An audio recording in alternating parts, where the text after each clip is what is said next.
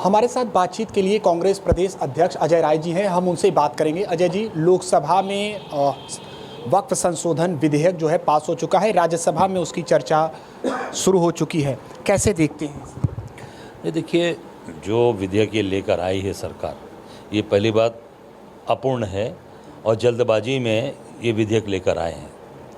पूरी तरीके से ये जनता को भ्रमित करने के लिए और केवल अपनी नाकामियों को छिपाने के लिए अपने जो जनता से वादा किया, जो जनता से कहा था 2 करोड़ लोगों को नौकरी देंगे, बेरोजगारी, भ्रष्टाचार, महंगाई, तमाम बातें, नौकरियां, आज नौकरियां ख़त्म हो गई। अभी लोगों ने बताया कि संविदा भी ख़त्म कर दिया, अब आउटसोर्सिंग कर दिया। ये सारी चीज़ों को, सरकारी नौकरी रहने गई, पूरा का पूरा डिपार्टमेंट खाली है। ये सारी चीज़ों को केवल और केवल डाइवर्ट करने के लिए, लोगों के दिमाग को डाइवर्ट करने के लिए बिल लाकर एक हिंदू और मुसलमान की फीलिंग पैदा करना, मैं समझता हूं कि ये देश के लोग समझ चुके हैं और ये पूरी तरीके से बिल अपूर्ण है। और इसमें जो लोग चाहते हैं या जो अमेंडमेंट चाहते हैं, जो करना चाहो, आप सबसे राय लेकर परामर्श करके और उसमें जो विपक्ष की जो आपत्तियां थीं, सारी विपक्ष की आपत्तियों को खारिज करके सत्ता पक्ष की जो चीज़ें जिस तरीके से चाहते हैं उस तरीके से ही सरकार ने किया है। सेशन के दौरान ऑपोजिशन ने अपनी बात को रखा है वहाँ पर, और जब कहा गया कि नहीं माइनॉरिटी से नहीं स्वीकार करेगा, तो गृहमंत्री अमित शाह का कहना है कि क्या कहना चाहते हैं आप, माइनॉरिटी क्यों नहीं स्वीकार करेगा? स्वीकार करना पड़ेगा, ये सदन का, ये सरकार का निर्णय है। इसका क्या मतलब? नहीं, सीधे सीधे अब गुंडई है, ज़बरदस्ती है कि नहीं हमारे पास सत्ता है, हमारे पास बहुमत है, हम करेंगे। तो बहुमत से आप कुछ भी कर सकते हैं, पर जो जनता को जो आपने वादा किया, जो मोदी जी ने देश की जनता से वादा किया था, कहा था, उसको पूरा कहाँ किया? आप देख सकते हो चारों तरफ अत्याचार, अन्याय, पराकाष्ठा है। पूरी तरीके से आज बेरोजगारी के आगोश में पूरा देश फंसा हुआ है, कहीं रोजगार नहीं, काम नहीं, चाहे वो सरकारी कर्मचारी, LIC को देख लो, बैंकिंग देख लो, सब कुछ ध्वस्त कर दिया।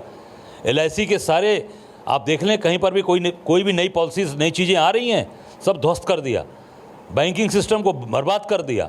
केवल और केवल अपने व्यापारियों को फ़ायदा पहुंचा रहे हैं, लगातार जो कॉरपोरेट है उसको फ़ायदा पहुंचाया जा रहा है, और ये कोई न कोई ऐसा रास्ता अख्तियार किया जा रहा है जिससे जनता का दिमाग डाइवर्ट हो और ये जो मूल चीज़ें हैं उसको ख़त्म किया जाए। उत्तर प्रदेश की बात कर लें तो उत्तर प्रदेश के मुख्यमंत्री योगी आदित्यनाथ का कहना है कि 8 साल में हमने बीमारू राज्य से उत्तर प्रदेश को निकालकर सुशासन के मार्ग पर ले आया है। इतना विकास यहाँ पर हुआ है कि विपक्ष देख नहीं पा रहा है। नहीं, कौन सा विकास किया है? आप उनसे पूछिए कि योगी जी ने विकास किया या विनाश किया है। उत्तर प्रदेश को विनाश प्रदेश बना दिया, ध्वस्त कर दिया, महिलाओं के साथ, बच्चियों के साथ, घरों के, थाने के अंदर जो रक्षक है पुलिस, उस भक्षक हो गई है, मार के टांग दे रही है।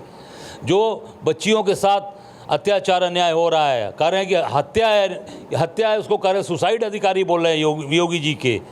जो बच्ची पूरे अपनी नौकरी की तलाश में बनारस आई थी, उस बच्ची को टेम्पो वाला राजधानी में, लखनऊ में घुमा रहा है, उसके साथ हत्या, उसके रेप करके हत्या कर दिया। ये प्रदेश पूरी तरीके से ये विनाश वाला प्रदेश बन गया है, बर्बाद कर दिया, केवल और केवल अपनी चीज़ों को दिखाने के लिए। और आप देख सकते हैं यहाँ एक पीड़ित परिवार बैठा है जो कह रहा है कि हमारे बच्ची के साथ बलात्कार किया एक बाबा ने, और उसको बचा रहा है कौन? भाजपा के लोग बचा रहे हैं, भाजपा का जिला अध्यक्ष बचा रहा है। आप उससे पूछिए, जो लोग यहाँ बैठे हैं ये लोग बता रहे हैं कि भाजपा के लोग उसको बचा रहे हैं, उसके साथ खड़े हैं। कौन न्याय देगा?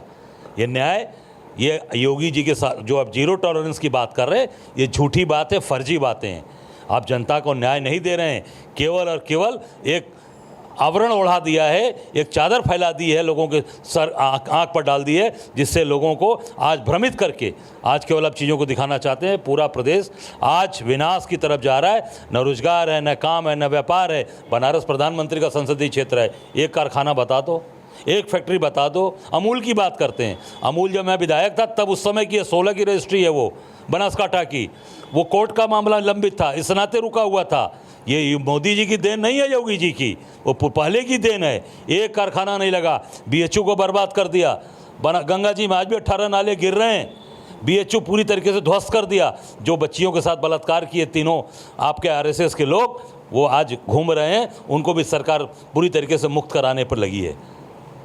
एक अंतिम सवाल, अजय जी, उत्तर प्रदेश की बात हो रही है। इत्र और गौशाला का एक बयान काफ़ी सुर्खियों में रहा उत्तर प्रदेश के पूर्व मुख्यमंत्री अखिलेश यादव का।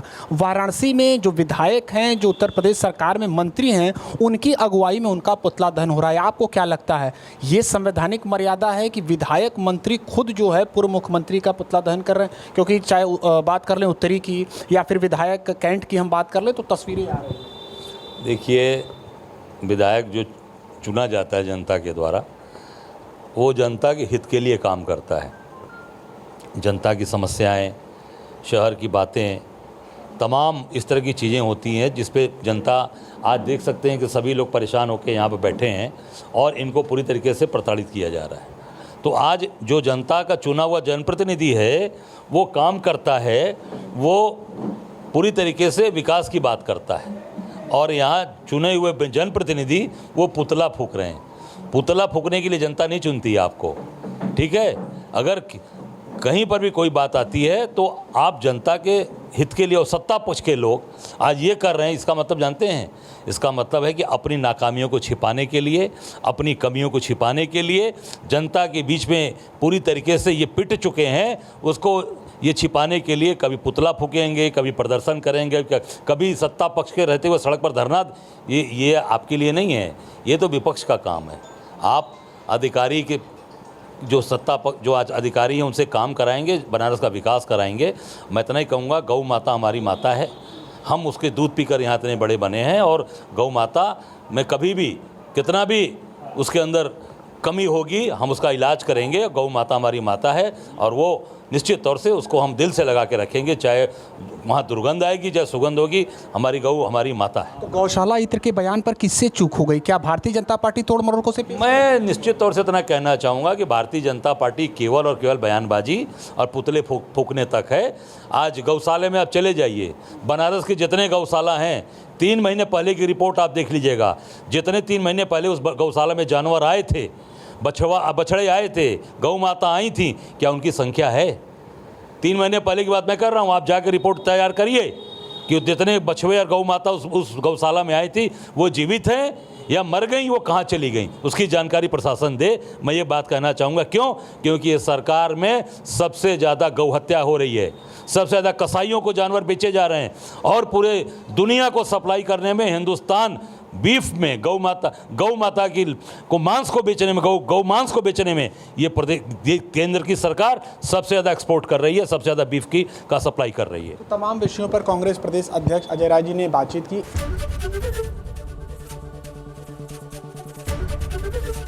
एबीपी गंगा, खबर आपकी, जुबान आपकी।